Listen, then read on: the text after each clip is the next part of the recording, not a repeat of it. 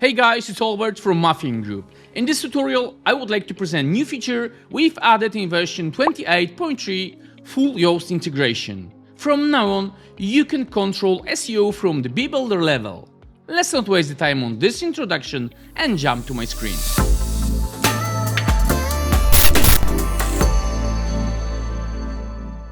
So right now I'm in page editing mode with BeBuilder. As you probably noticed, on the top bar, next to the B logo, new icon appeared, Yoast. As soon as you click this icon, you're gonna see all Yoast options. It means that from now on, Yoast analyzes whole BeBuilder content and return all information. Right now all faces icons are green, as content have been prepared to meet all guidelines for Boost WooCommerce Sales keyphrase.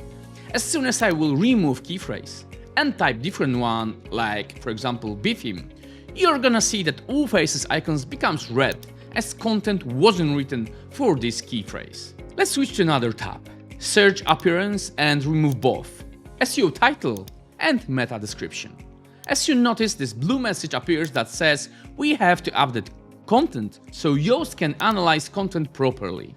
As soon as I do this and go back to SEO analysis tab, you will notice I have 11 problems now. As you see, content is being analyzed by Yoast on the fly and returns all important notices. It's worth to be mentioned here that BeBuilder have been fully integrated with both Yoast versions, Free and Premium.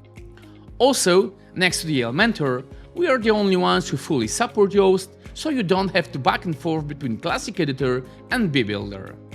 That's it for this tutorial. Hope you liked this video and I shed some light on this new feature that maybe improve your SEO workflow. If you like this video, I encourage you to watch another video where I explained another awesome Betheme feature, Ajax Advanced Filtering. And as always, thanks for watching, and remember to like, subscribe and hit the bell icon to get notified every time we release a new video.